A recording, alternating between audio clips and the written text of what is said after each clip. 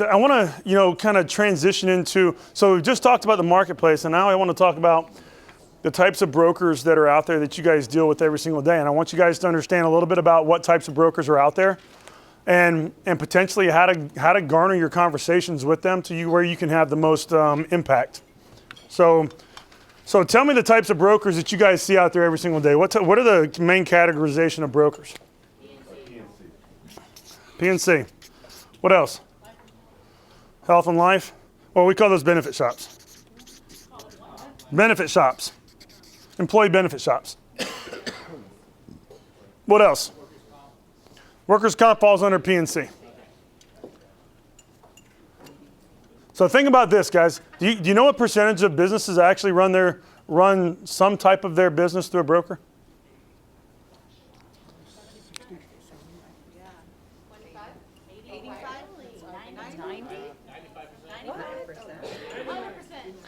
100%. It's almost 100%. And do you know why?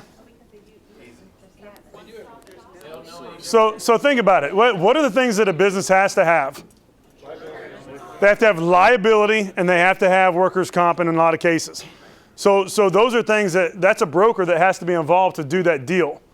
Very few companies out there will go direct on everything. They can do it, but they don't like to do it. There always has to be some type of intermediary somewhere.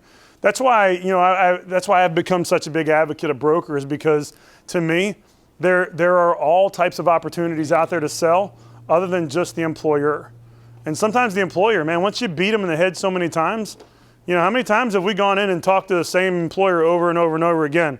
I realized this when I had a conversation. I was in there with an associate, and we were having a conversation around, we were doing a gatekeeper approach, and we got about halfway through the gatekeeper approach, and the person behind the desk finished the rest of our script. And you're like, all right, I guess we're done here.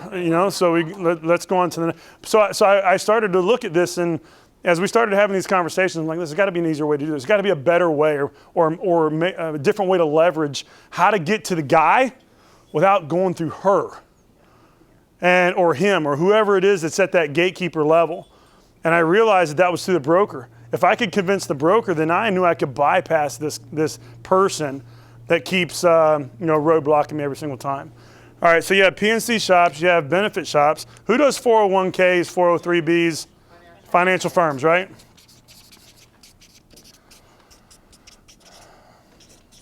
And then you have full service agencies. You guys know what a full service agency is? They do everything. They do property and casualty. They do benefits. They do financial. They do everything. What about cluster agencies? All right, cluster agencies are agencies that kind of bind under one umbrella for capital, if they're looking for capital help. So it could be a bunch of agencies that kind of come up under one umbrella of a company like an MGA. And then they have a lot of companies that filter down underneath them. We call those cluster agencies. All right, so if you were to look at these different types of agencies, how would you prioritize them? What would be the one that you would probably feel like we could work the most within? All right, so benefits, all right? So tell me why we would work better within a benefit shop versus maybe some of these others. And then tell me how many products do you think we would bring to the table to a benefit shop? Commercial, well, yeah, we would definitely want to work with the commercial lines. Are you talking about within employee benefits? Why would they be best? They have more commercial or businesses, right? I don't know, do they?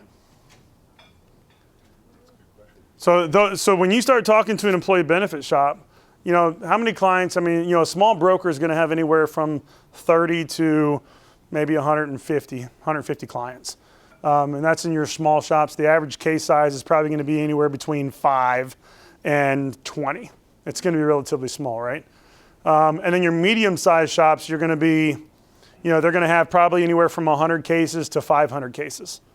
And their average employee case size is going to be around 20 lives. And then you're going to have your large shops, guys, that are going to have well over 250 clients. And they are, they're probably going to be more of a full service agency, actually. Because the larger they get, the more lines they tend to hold on to. All right, so if I were to look at this, now this is the challenge that I think when I started breaking down the marketplace and I started looking at these different types of brokers, the benefit shops are very difficult for us to get in. Why are they so difficult for us to get into? They're set in their ways, and also too, what is their perception of Aflac? It's a hard sell. Yeah, we don't necessarily follow up. You know, we sell how many products? We sell everything under the sun, right? So there tends to be this this perception of us that we have to overcome when the terminology of Aflac comes out, right? I'll give you another example why benefit shops don't like to work with us in some cases. We ran into this case. I've seen this happen probably about 5 times in my career, where a broker was like, all right, so we're bringing you in. It's a manufacturing company that has 20 people. You know, the average age of the people that work there is 20 years old. They're a bunch of kids. And we put in an accident cancer. And the broker looked at me and said, can you please explain to me why you would put cancer into a case that has 20 lives and the average age is 20 and it's a bunch of kids that are out there, you know, doing whatever? And, you know, of course our response was the same response it always is. Well, listen, 1 out of 3, you know, women are going to get cancer, 1 out of 2 in their lifetime. And, you know, it devastates families. I mean, you know, with this and that. Like, these guys don't have families. They don't have this. They don't have that. You know, he's like, I need something that's going to cover a large amount of risk of what they would have to use their deductibles or copays on. That's what I need. You're trying to sell me a $35 policy? How many of these guys do you think are going to get diagnosed with cancer next year? And I'm like, 1 out of 3 women are going to get diagnosed with cancer. And he's like, he goes, no, listen, I need to know about this year. I'm bleeding this year. I need to take care of year 1. And then, you know, we can figure out everything else after that. So we ended up going with something like an accident CI in case they had some serious accident that put them in intensive care, you know, or if they had some, you know, weird disease that popped up, you know, whatever. So we ended up going that route. It was far less expensive and it actually fit well within their price point, and it gave them the amount of coverage to cover the things that they would have to use their copays and deductibles for. All right, so keep in mind that a broker is not always going to go. You have to make sense to them. And in that particular case, a cancer policy didn't make sense. Now, what did make sense to them is it wasn't that they were against the cancer policy. It was against how we positioned it. We positioned it as the core that was going to take care of their problems. And the cancer policy in that particular situation was not going to fix a problem. So we learned our lesson from that. And the next time around, we said, listen, we're going to put accident CI on this. But, you know, we also have this cancer that we're going to sell in year 2, you know, because you're going to run into some people that have a family history of cancer. And, you know, we just want to make sure they're covered in the event that they have, you know, some of these factors that they live with every single day. And then I've never had a broker say, okay, well, that makes sense. I'm fine with that. But just don't lead with it. Does that make sense? Okay. All right. P&C, let's go. So in this particular case, one of the bigger challenges that we have with the benefit shops is you're talking about every policy that we sell is potentially in play, which means you need to know about every potential policy that we have in play. That's very difficult. Would you guys agree with that?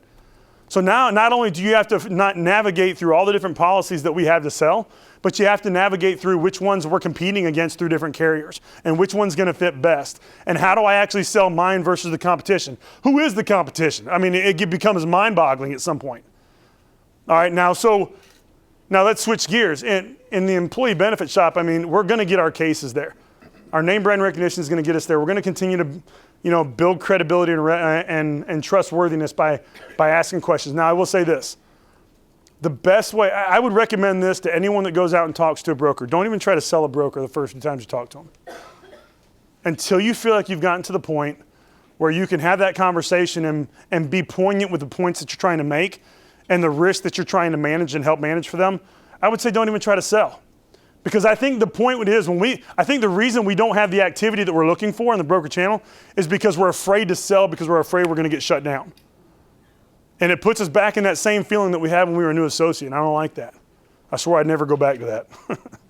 So your first two meetings, let's just say you're going in there and asking them, well, listen, how are you guys structured? How do you guys go to the marketplace? I was reading up, it says that you guys were in business since 1976.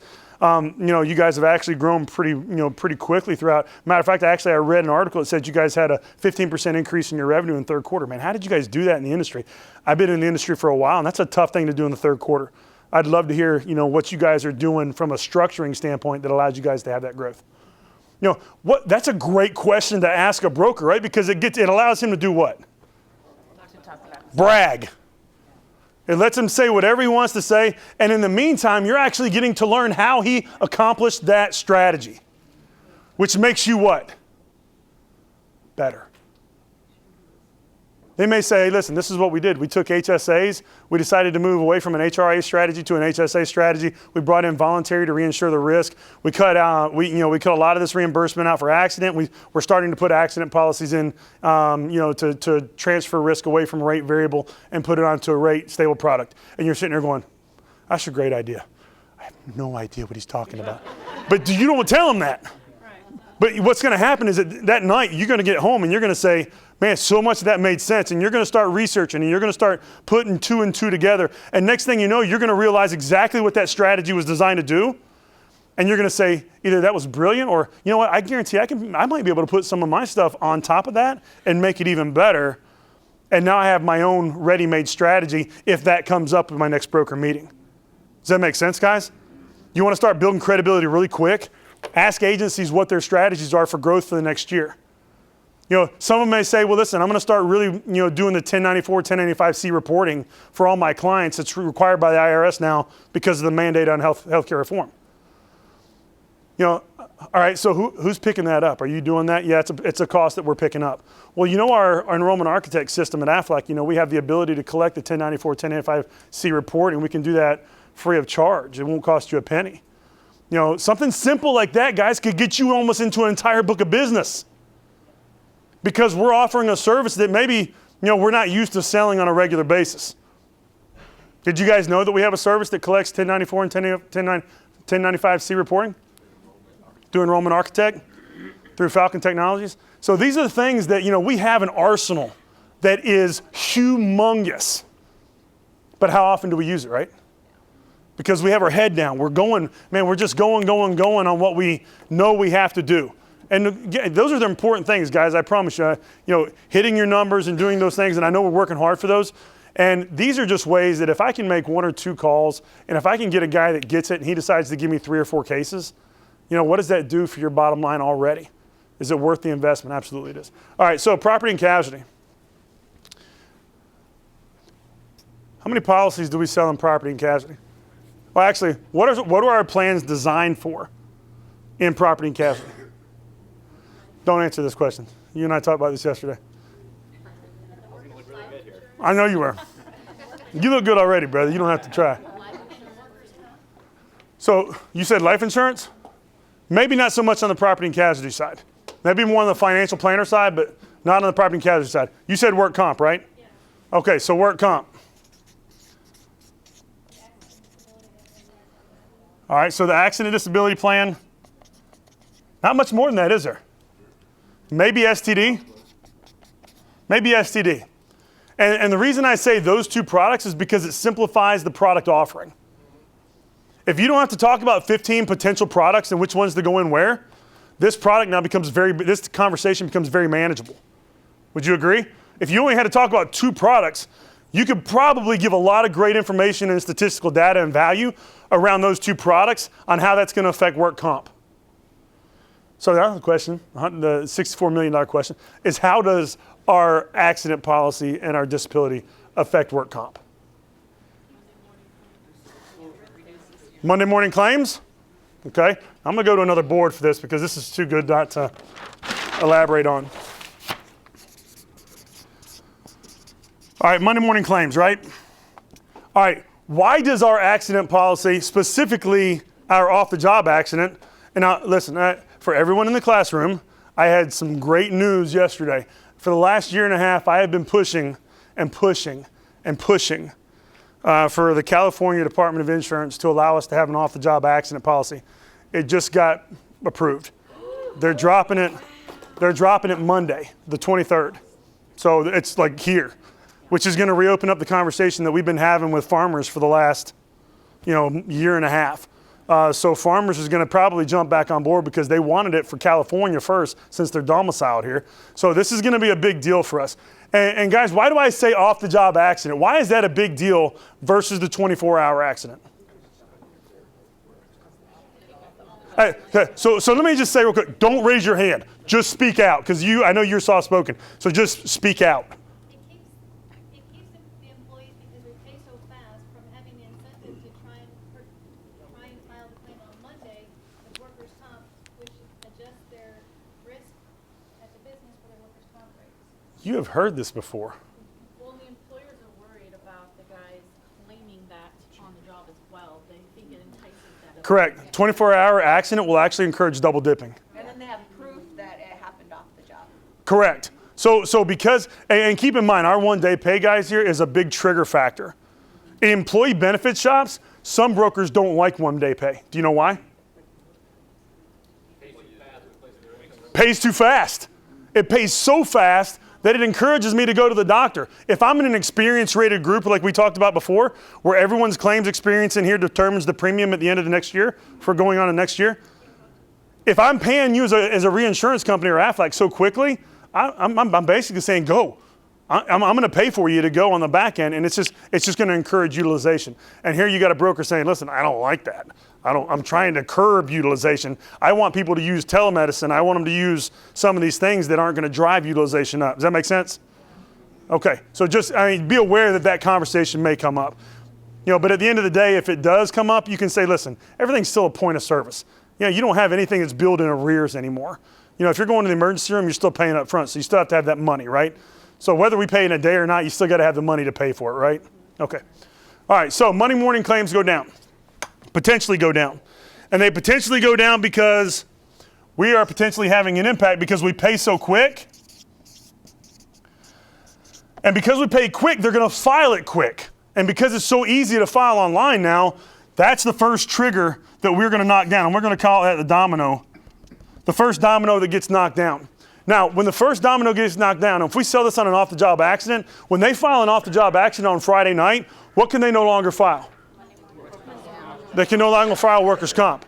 And now that becomes the play in how we sell to the employer. Where typically we would sell an accident policy, say, listen, if your person gets hurt, this is going to help pay them dollars. That's our 101 conversation, correct? But who is that affecting? The employee. The employee. That's affecting the employee only. So the employer is saying, well, dude, I would love for them to have another benefit. However, I need some help too, because what I'm starting to see is my work comp starting to inch up, and every time it inches up, I have to pay out of my pocket as well. So in this particular case, can we have a conversation that gets away from the emotional constraints and get into the financial constraints? Guys, we're really good at the emotional conversation. Listen, if you're hurt and you're sick or you're hurt and you have an event and you're not getting a paycheck, how are you going to put groceries on the table for your kids? Right? I mean, we've all had that conversation, right? And that's a great conversation to have with the employee. But to the employer, he's like, yeah, I get it. I know what you guys do. But listen, I had to pay $12,000 out of pocket last year because my work comp's going up. Do you have a fix for that? So then maybe that's when we start having a conversation around, listen, one-day pay and the fact that we have an off-the-job accident, if we come back and we do education for all your employees, so in order to do this, I would have to have one-on-one enrollment conditions because I want to educate your people on what the negative effects of work comp utilization that aren't truly work comp claims, how it affects them. Because right now they think it doesn't cost them anything, right, Mr. Business Owner? They're like, yeah, it's exactly what. Well, we can come in and have that conversation and show them really how much it is costing them.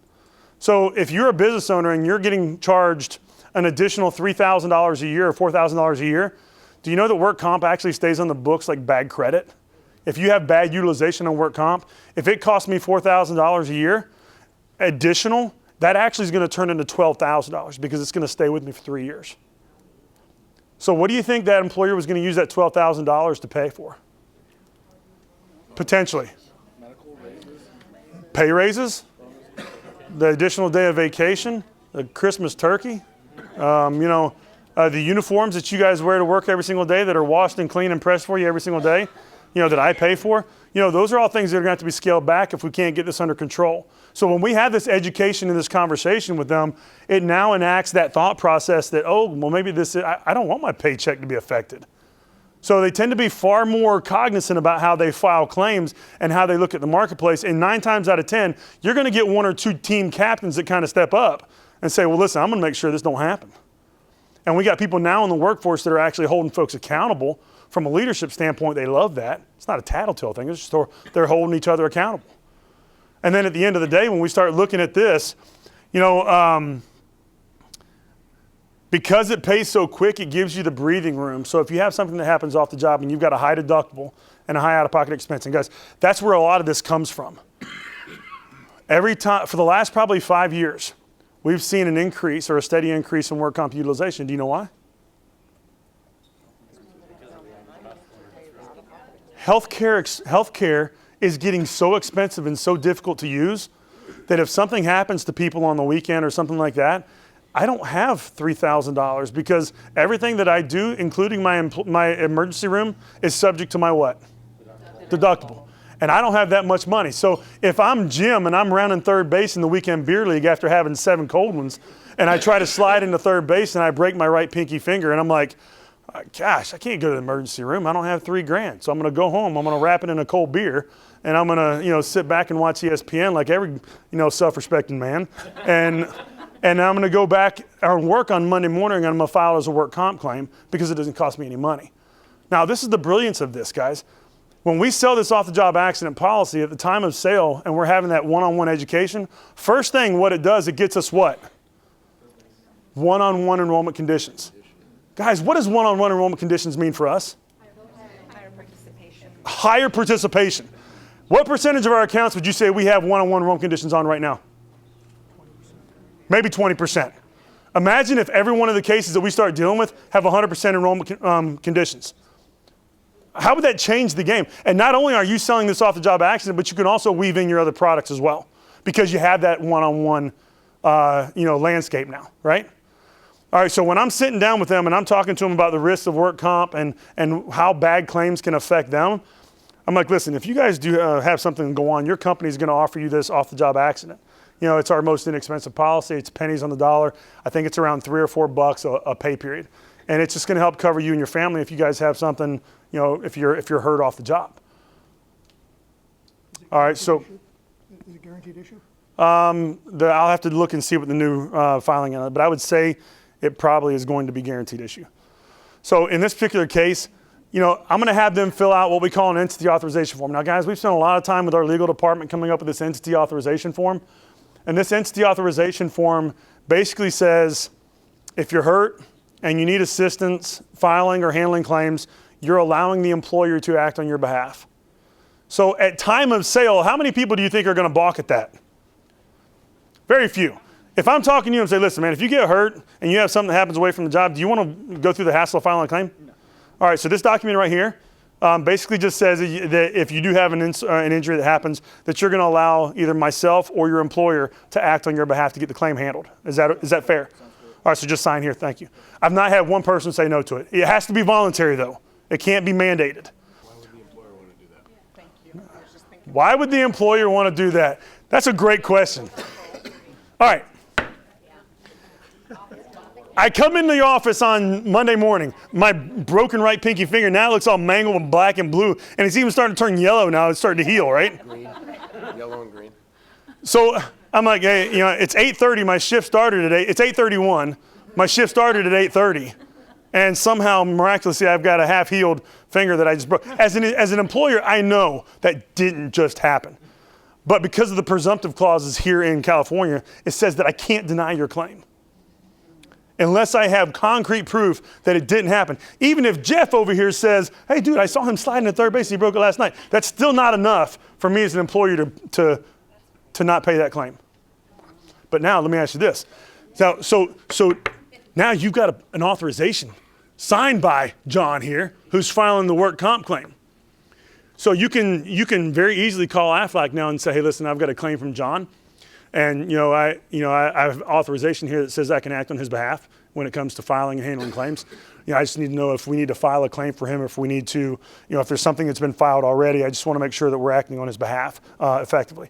Well, actually, it sees that we actually have a claim in house that says it was filed on Friday night. And well, can you tell me what it is so I can make sure that it's the right type of claim and it's not for something different? Well, yeah, it says it's for a broken right pinky finger. It says he was sliding into third base, in a softball game. So now, as an employer, what does that give you the ability to do?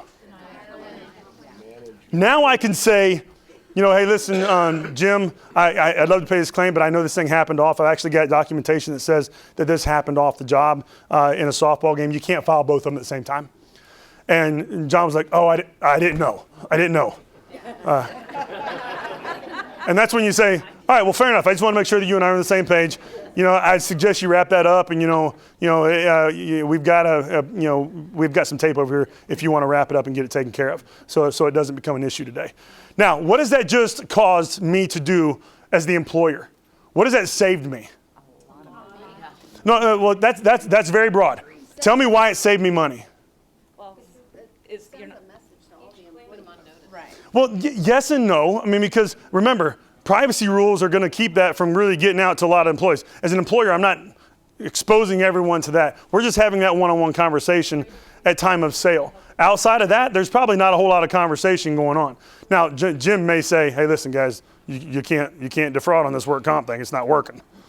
And that alone may change the behavior. So it's going to affect my mod rate. Do you guys know what a mod rate is? A mod rate is kind of like when we talk about experience rating for the medical side. Mod rates are the same thing for the work comp side. So the more claims that are filed, the more it affects my premium, right? All right, so what else does it affect? He's not going to a work comp doctor. He's going back to work, which means what? Productivity is going to stay up. And if I was going to have to pay him to be at the work comp doctor, what has gone down now? Lost wages. So I get to keep my lost wages that I would have had to pay him to be out to defraud me, right? And at the same time now, I'm actually not having a hit against my work comp at the same time.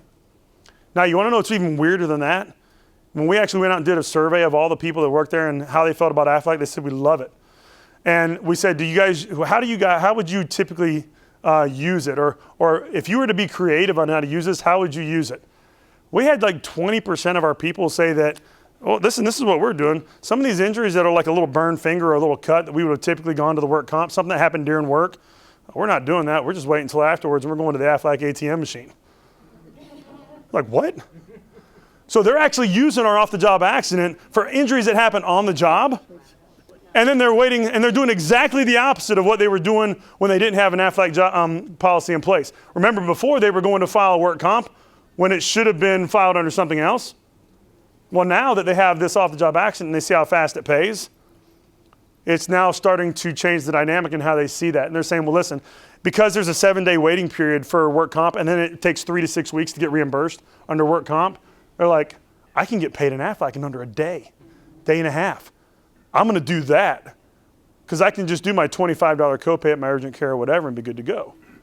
So that was a big change that we saw. So think about how much risk that we are shifting away. So, and I always write this up here. I call it risk transfer. I think it's a very important term to remember. So risk transfer is simply the concept of taking claims that would have been put on a work comp product that's rate variable and put them over on a rate stable voluntary product, which means no matter how much you use it, rate's never going to change. Business owners love that. And they start encouraging the sell of it. And usually what happens on a case that has a lot of challenges with work comp, if they see a drop in their utilization in year 1, they just buy the policy for everyone in year 2. We've seen that happen in so many different situations. Can you repeat that one more time? Which risk transfer. So the risk transfer is when we take claims that would have been taken and would have been filed on work comp. And because now they have an opportunity to file something like Aflac, which pays so quick, they're actually using that now instead of the work comp. And remember, because it's not a 24-hour, it's not an and or. It's not an and, it's an or. So it's either you file work comp or you file this. But because we pay so quickly, they tend to go with the one that pays so quickly. That's the first trigger that we need. That's the first domino that gets knocked down that allows this whole risk management component to take place. So if they file that first claim, now as an employer, I have a legal leg to stand on to deny that claim where I never had that before. Do you guys know how many products in the property and casualty space actually offers a product to an employee, has a positive impact to the employer in terms of potentially reducing EMODs, reducing lost wages and increasing productivity, all in the same product for pennies on the dollar? There's not one out there. There's no other carrier out there that does that. Guys, we own the market on this. We own it. And it's a very easy sale. You know why it's an easy sale? Because it's only one or two products. I don't have to worry about navigating 15 different products. If I understand the key premise of what this is designed to do, and it's to give them a leg to stand on if they have to deny a claim. Over the last year and a half, we've had 4 claims go to lawsuit. When the work comp lawyer found out there was an off-the-job accident claim form filled out by the employee, time-stamped and date-stamped by the doctor, validating what happened, they threw it out all 4 times. Think about the litigation fees that saved the employer. Guys, this is something that's a real, we've done almost $50 million in premium this already since we've started this strategy. And it's just a way of looking at the marketplace from a very different perspective. And it's how do we affect the employee, the employer financially. And that's how we've actually got in, is that we sold them on the financial gains of this that also help the employee. So you're adding benefits, reducing risk and exposure at the same time, and lowering costs. You know how difficult that is to do in an insurance sale? Yes? Do you find this is most often used in a defined contribution or employee paid setting? It usually starts off in an employee paid setting. And then after they see that drop in utilization, and they see, because we can print out claims experience reports, and if we see an influx in claims that we wouldn't typically see on that type of a group, then we can effectively go back to the group and say, hey, listen, you guys have had a 15% reduction in work comp, and we're seeing a lot of utilization on a policy that we wouldn't typically see. So that means, to me, that tells me that the strategy that we put into place is working. Yes? So is there an ethical or legal dilemma by knowingly filing off-the-job claims when in fact it happened on the job? Talking about for the employee? Or for us to know? No, No? because we would not know that. Okay. How would we know that? We wouldn't know if they're defrauding us, defrauding the company. They're not going to tell us. They're just going to say they have a claim that they need to file. So we're going to ask them what it is, and when they write down on the form what it was, say it happened during work, then of course you would do your due diligence and say, well, if it happened during work, this is an off-the-job accident policy. Now, if you have the 24-hour accident, then that's where it becomes a little muddy, right? And that's where I think we need to stay away from. Even though I know 24 hours is like our go-to, right? We've sold it for years. But in this strategy, it actually encourages utilization of work comp because there's no way to manage whether or not it happened on or off the job. And people will get smart to that really quick. And then everything will just be on the job. And then now you'll have an increase in work comp utilization. And it'll be primarily due to the fact that we have a policy that allows them to do it. Let me get him and then I'll come to you. Can you walk us through, so we have a meeting with the broker and the broker gets excited about the strategy, then transferring that to the client so that the broker doesn't try to control everything and lets us actually... Yeah, so, and that's one thing that we're working on right now is to get something that the brokers can send to their employees or their employers. We've got a flat sheet right now that we can do. The problem is, and very much like what we explained last when you and I talked, when we put this in front of a broker, it's like them getting a big steak, a big juicy steak. It looks great. Man, this is phenomenal. I love this.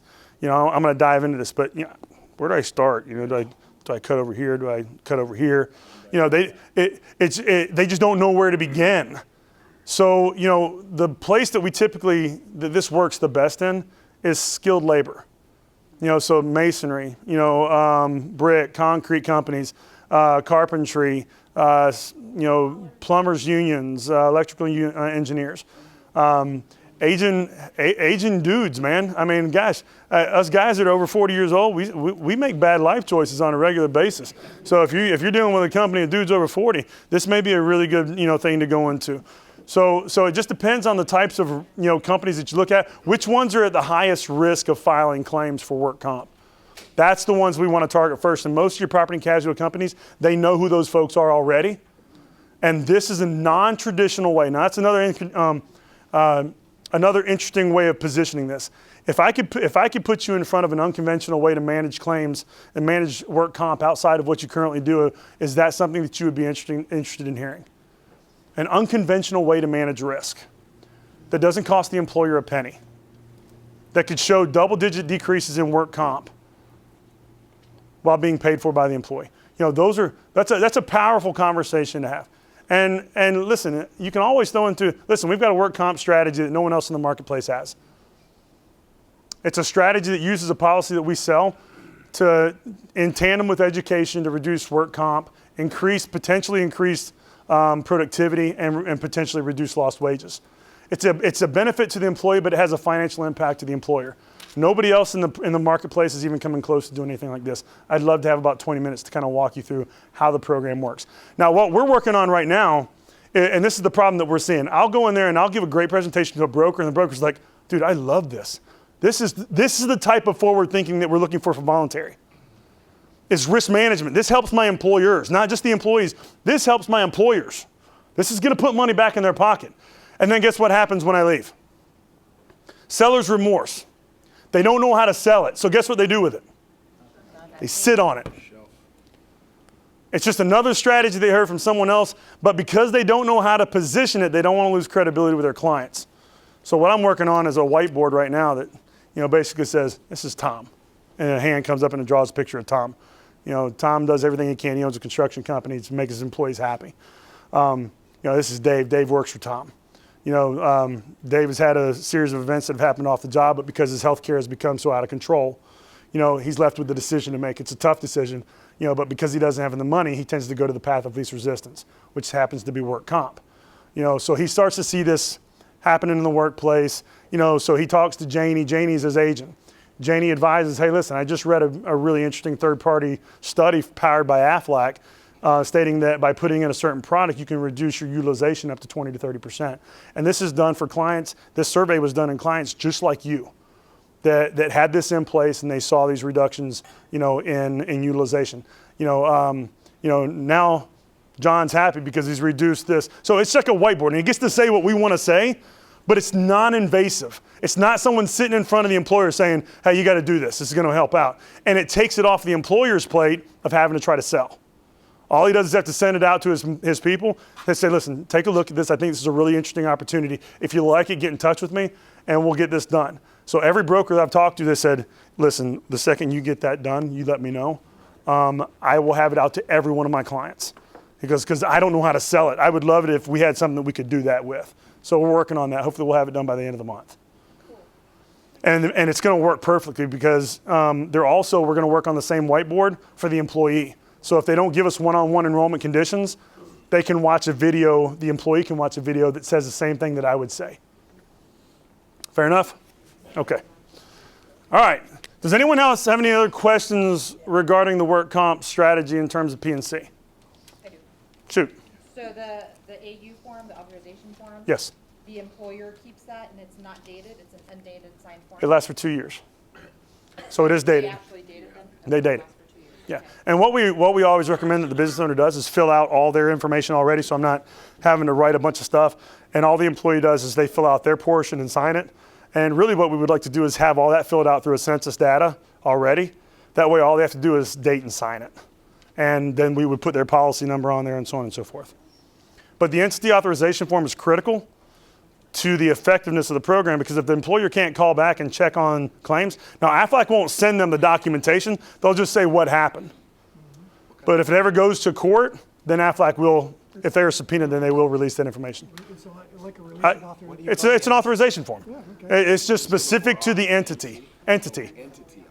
Yeah, so entity or employer authorization. And I'll send this. I'll send all this documentation to you, to Dan and Dina, so you guys have access to it, and they can send it out to you. If you have any questions, I'll try to be very clear on what each form is designed to do, and then we'll just go from there. Okay. Yeah. Another question? Yeah. Do you know how many times I've been through legal to try to get? Because legal's like, well, I don't know if I want you to go in there and act on behalf of the employee. I mean, we're trying to help the employee, but you're trying to hurt the employee. And I'm like, listen, the employees that are doing the right thing, we're helping. It's the ones that are doing what they're not supposed to do are the ones that we're trying to now help the employer. So you tell me, where do we really want to be on this? Because really and truly, the employer doesn't even need an authorization from AFLAC to go get the information. Most people don't know that. They can, if they feel like they're being defrauded, they can actually go and request medical information to validate. And this is just one more medical document, because it's so quick and easy to file, that acts on behalf of the employer, that makes it easy for them to make that decision. Yes. Someone else had a question. Yeah, I did. So, same identical circumstances, but the employee has not filed anything, and he's still coming in with the broken pinky. Is it Yeah, listen, possible for that employer to have a conversation with him and say, look, that's why I got you this plan? Of course, the employer can still have the conversation and say, hey, listen, did this really happen on the job? Steering them away from Because if it did, because remember, you have this AFLAC policy that pays really quick. Sometimes they may have just forgotten, especially if we can't get in front of them every quarter and do that education. That's why I've kind of done this whiteboard, is because I can send that whiteboard email out every quarter to remind them from an educational standpoint that, remember, you have this AFLAC policy in case something happens off the job. Remember to use this. You're not crossing any lines. Correct. No, absolutely not. You're not. Not at all. All right, so this is our P&C strategy. Now this is another line of revenue too. So I would be remiss if I didn't talk about the ability to cross-sell within, certain agencies. So a lot of agencies that have a book of business on the benefit side also have relationships with brokers on the property and casualty side. So imagine going into an employee benefits broker and saying, hey, listen, I don't know what you guys are doing right now, or if you have relationships, with the property and casualty side, but we have a phenomenal strategy that actually crosses lines and utilizes an employee benefit to actually reduce work comp EMODs for property and casualty carriers. I don't know if you have anything like that, but I'd love to be able to have a conversation if that would help ease the conversation around how to cross over. Because a lot of them don't know where that crossover is. When's the last time you guys saw an employee benefit shop and a property and casualty shop communicate on what to do with an account? Doesn't ever happen. Never happens. So in this particular case, this now allows that conversation to happen. So when I had a conversation with farmers, and they were trying to figure out, so Aaron, what is it that you think is the reason why we're starting to have an increase in work comp? And I said, well, to me, it's pretty simple. And they're like, please educate us. I mean, and I'm talking to the CEO, CFO, and CMO, and they're looking at me like I'm, some podunk kid from Georgia. And I'm like, well, listen, are you guys seeing an increase in medical costs in the market in general? And like, well, yeah. I said, well, listen, I've had 2 or 3 case studies where I've seen every year there's been an increase in their out-of-pocket expense of $1,000 or $500 to $1,000. And every time I've seen that increase of $500 to $1,000, guess what I see a correlating increase in? Work comp utilization. So in my mind, where I typically go is the harder you make something to use on one side, you could be having a cataclysmic event on the other side of the house. So is that something that you're trying to do? And when I had that conversation with them, they were like, hold on a second. They stopped our meeting and brought in 12 actuaries from their entire department, and they pulled every one of their large accounts, because they've got a benefit side. Farmers does have a benefits operation as well, where they had high deductibles, and without AFLAC, they had a 2 to 4% increase in work comp. Where they had our off-the-job accident in, they saw a 3 to 5% decrease in work comp. And I thought that was a very interesting piece of information to walk away with. That was something straight from their mouth. So, we know this thing works, guys. Every time we try to poke a hole in it or punch it or knock it down, it stands a little taller, it stands a little stronger, and it's got a little more credibility than it did the time before. So we know this is something that's going to continue to pick up headwinds. I can't tell you how many appointments that I run. When I ran this strategy by CBiz yesterday, they looked at me and they're like, whoa. Wait, hold on a second. You guys are voluntary benefits, right? Why are you, hold on a second. I got to go get my property and casualty guy. So we were talking to the benefits guy. By the end of the meeting, we had the property and casualty guy in there. We had the financial planner guy in there. And then we had the wealth management guy, life policies and such in there as well. So I had the top 4 producers in all of CBiz for San Francisco in this meeting, where it was only one producer to begin with. But because we had a conversation with him about how to be strategic in the marketplace, and we're not just throwing products out there, we want to be strategic. We want to be prescriptive. We want to be laser focused. We don't like to guess. This is the transfer of how voluntary and how AFLAC is looking at our groups in the marketplace, is that we want to be prescriptive. And this is a way that we can actually have a financial impact on the employer. How many conversations have you had with an employer, with a carrier that has been strategic enough that says that we can put money back into the pocket of the employers, and it's not something that's just for the employees? And he goes, not one.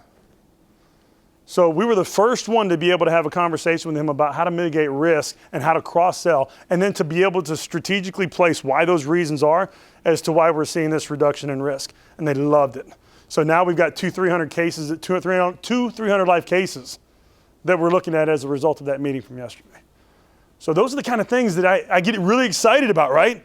And to me, every person in this room, if you were to walk into a large agency or a large account and the information that was coming out of your mouth was making them, with every word that you say, get closer and salivate and start to, get to this point where they're getting excited about having a conversation with Affleck. Oh my God, really?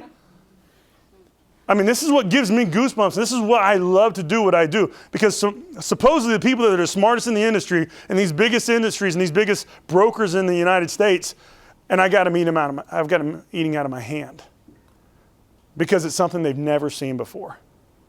And it just is, it's going to be a turn, guys, I promise you. But once you make that turn about how do you look at the benefits in our marketplace? So if I were to ask every person in here, how do you see voluntary benefits? Because I ask my brokers, how do you see voluntary benefits? What do you see their perception? What are they designed for in your mind? And they always tell me the same thing. What do you think it is? Covers the out-of-pocket expenses that nothing else covers. Yeah. It's the same from every single broker that I talk to. So that's when I always have the conversation about what if I could get you to look at it from a different perspective? So yeah, we got the one-on-one side of it covered. It covers gaps in coverage. But what if I could tell you how it also affects the bottom line of not only your employer, but in you in terms of a financial perspective as well? Would that be of something that's of interest to you? And they're like, please, by all means. And that's where we can start having this conversation, because in this particular case, if I can put something in place, think about some of the things that having a strategy like this for a broker would do for them. So think about a property and casualty strategy. How would a property and casualty company use this strategy? What would they use it for? What would they potentially use it for? Compete to keep business. That means every place that we've put this into, they've shown a reduction in BORs. So how many cases were being BOR'd away from them? Because they were being proactive in the marketplace to be unconventional in how they manage risk. So when I say unconventional, the conventional ways of managing risk are, safety meetings, drug and alcohol programs, worksite safety programs. That's what every property and casualty company out there does. But this is something that's a little different. It's unconventional. It's a little sexy. It's a little provocative. It's something that, when you look at it at first, you're like, well, it's just a voluntary product. But wait, there's something else to this. So if you can walk in the door, think about your new producer growth strategy as well as an agency. We've got this in Highland right now. And Highland came back to us after 6 months and said, we have a 12% increase over the same year last year for the same 6 months by walking in the door with this strategy. Because when you're trying to take over work comp, guys, it's the same conversation from just about every work comp carrier. But they're using this as their door opener because it's different than what everyone else is bringing in. And they said they're seeing a 12% increase in the amount of cases that are coming through the door over the same time last year. So to me, that gets me excited as well, that they're using our product for their new producer growth strategy. All right. Financial services. Is everyone digging this so far? Or? Yeah. Definitely a different way of looking at the marketplace. Definitely a different way of looking at our product. So we've just taken our product from a gap protection policy to a what policy? A risk management strategy. All right, it's a very different way of looking at our policies. Now, so what happens for the smaller brokers that have smaller cases where risk isn't a big issue? We got white collar people that just sit in a desk all day. We don't have a lot of risk. So if that's the case, it changes from a risk management strategy to a risk prevention strategy. So maybe I pitch it a little different, depending on my audience. Because if they say that, and then I can always come back and say, listen, you've been in the marketplace long enough to know that it's not if you have one, it's when you have one. So if that's the case, and it's not a if you have one now, it's potentially when you have one, if we can proactively hedge against that from happening 2 years from now by having this product in place now and having plenty of time to do the education on it, then maybe we can prevent one before it even happens. Make sense? Yep. Okay. All right, financial services. What do financial services companies do? Retirement, IRAs, 401ks, 403bs. Sometimes they do life products, whole life products, UL products. All right, so for those guys, tell me how financial services companies make money. All right, so they make money managing assets, but go a step further. What type of assets do they manage? 401k funds. Right, so their fee for service includes, they're taking 401ks, and what do they do with that 401k money?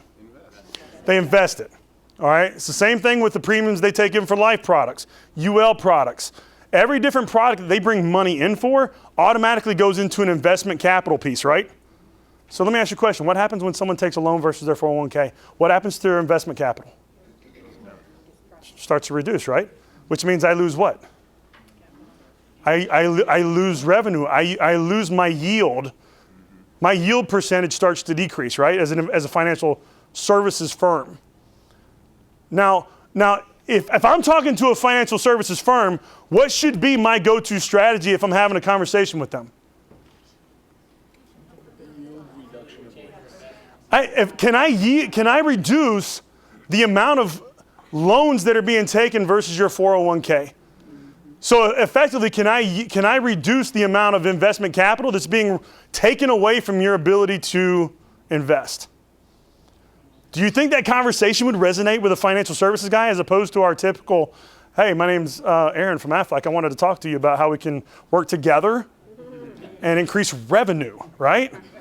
Because that one's been beat down a little bit, right? But if I could go to him and have that conversation about, listen, what would you say if I could reduce maybe a portion of the money that's actually being reduced away from your investment capital every single year by leveraging a voluntary policy to change behavior in the marketplace? We'd have to ask about it. Wait, what? Change behavior? Dude, we don't like people taking loans versus their 401k. Right? That's why they limit it to 1 or 2 at the most. Because they don't want you to sit there and dive into that money. And also, too, they know that they're going to lose money as well. So this is how I look at it. So 401k. If you have a major medical event and you take $30K out of your 401k, that's $30,000 less that now I have as a financial advisor to invest, right? If 20% of the business does that, then I am reduced quite a bit in terms of my investment capital, correct? Now, think about this. What if I had a CI product, maybe lump sum, maybe not lump sum, doesn't matter, that pays a substantial amount that gets close to 20K, and now I lean on this, which is a rate stable product, and I get to protect this. So now I'm talking about wealth management or wealth management strategies. Now, how does this affect? This doesn't really affect the employer as much, but it does. How does this affect the employer? Now, I think you guys are going to like this. All right, so how old are you? 51. You don't look 51. Anyways, all right, let's say you're 64, all right? I did that because you don't even look close to that. All right, come on, work with me. All right, so let's say you're 64. You have a medical event. You were going to retire at 65. That was your date, man. And you just took a $30,000 loan versus your 401k. The way you've got it set up, now you can't retire no more. You have to go back and work for another 4 years. So I have just sunset your retirement date 4 years. As an employer, I'm paying you $100,000 a year. I could be paying someone out of Cal Poly $38,000 a year to do exactly what you're doing. So that's an inherent problem for me, right? But what would have happened if he would have had a CI product that would have paid him a substantial amount of money for that same medical event, and he didn't now had to dive into his 401k? Now I get to sunset him at 65 and not be out of pocket potentially $180,000 over the next 4 years to continue to pay someone that I'm extremely loyal to that needed to sunset when he was supposed to at 65. Does that make sense? So now we just used our CI policy, which, guys, in a list in 2017's list of most unconventional benefits of 2017 that brokers are looking to put in, CI was the number 3 on the list. Number 1 was fraud protection. How ironic is that? It's kind of like Easy Shield, right? So these are opportunities, guys. These are opportunities for us to sell. So in this particular case, us being able to protect this asset not only affects the business owner in the way we just talked about, but it also protects the investment capital of the financial services firms that we work for. Not to mention at the same time, we're paying them a commission. So now they're making more money on their yields and they're making money on commission. What better way to do business than that, right? And there has to be a certain amount of capital in the 401k anyway, so it won't be top heavy, right? Correct. So that reduces the chances of. Absolutely. So these are fun conversations to have, right? Because we're getting completely outside the box of what I think Aflac. You know, Aflac, when I talk to Aflac about this at headquarters, they're like, I don't know if we can have that conversation. I'm like, why not? Why can't we have that conversation? I mean, we're just walking through because I've asked them for collateral around this, and it's tough to get, guys. So we have collateral around the PNC just because I've been beating it down on them for the last probably 5 years. So I would say in the very near future, we're going to have collateral around this as well. But also think about it from this perspective. You know, and this works really well in white collar. This works really well in blue collar. So I'm trying to give you guys a multiplicity of different types of accounts and account sizes and demographics to work with. This property and casualty strategy will work for small cases. It doesn't have to be large, gigantic cases where we're trying to mitigate a ton of risk, right? That property and casualty work for a 20-man landscaping company, right? Or, you know, a set of 15 traveling nurses, right? So it works well with those smaller groups, and it's a strategy that we can sell in our small brokers. You know, and even in some of these, even the financial services, I mean, if they're dealing with a small subset of white collar broker or white collar accounts, they will get this strategy very, very well. Now, also too, let me throw one more component on this. What else do financial services brokers sell? Whole life, UL, and what do those have attached to those as well? That's very similar to this. Cash values. So what if I can reinsure the risk of the cash value and what that was actually intended for with a CI product? So we have a ton of financial advisors right now that are reinsuring the risk of the cash value on their 401k or on their 401k and their life policies with a CI product because they want them to use that cash value for what they had it intended for. And what could that cash value in your whole life policy be intended for? I have a $500,000 whole life policy. I'm at year 15 in mine, and I've got a good amount of cash value built up right now. That's for my kids' college education. I don't want to touch that. I have a very specific design for that. If you're dealing with a white collar organization, they will feel the same way. And if you can reinsure that risk with a voluntary product, I mean, now we're giving them something that extends beyond filling gaps. So yeah, you can still use that CI if you have a medical event, but we're also protecting your assets while we're protecting you and your events and your body and the treatment that you need to get. Does that make sense, guys? Did you say reinsure what? Reinsure the risk. See, to me, a lot of these strategies are reinsurance. They're reinsurance components. So, and I'll give you an example. So, like if I'm dealing with a group, and let's just say they're really horrible at using their HSA, but the employer continues to fund the HSA, you know, maybe I go back and I have a conversation with the employer. I'm like, why are you continuing to fund this HSA if they're going to continue to take advantage of it and spend that money on beer, cigarettes, and the rent check? You know, that doesn't make any sense. You're just giving them money. So why don't you do this? Why don't you cut that delegation back from 150 down to 75, put that 75 into a defined contribution plan and let them and purchase them like a hospital or a CI accident plan that will reinsure the risk of them misusing their HSA plan. Does that make sense? So the dollars that we carve away from the HSA will to protect the HSA. Does that make sense? Because we want them to use the HSA dollars for whatever it is that they're supposed to be using. But if they run out, who are they going to blame? The employer. So if I can protect them misusing their HSA with a couple of voluntary products, now I'm saving that hassle for the employer. So when they do run out of money, they still have these policies to pay them money. All right, so tell me the overall theme that you guys are seeing so far from today. Help the employer, help the broker, help the employer. Emotional versus financial. Emotional versus financial. Everything that we're talking about today is a way to have a conversation with the employer that is around the financial components of what affects him or her. And guess what happens when you can affect the financial state of an employer? Guess who you get to see?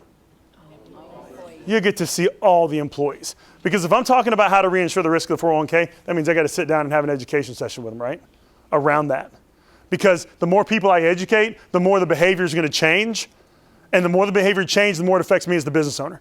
So I need to sit in front of everybody. And now it's not a big deal for someone from Aflac to sit in front of an employee anymore. Whereas before it was a huge issue because I don't want to pull them out of production. But now they're seeing the financial impact of it and it becomes a much bigger deal.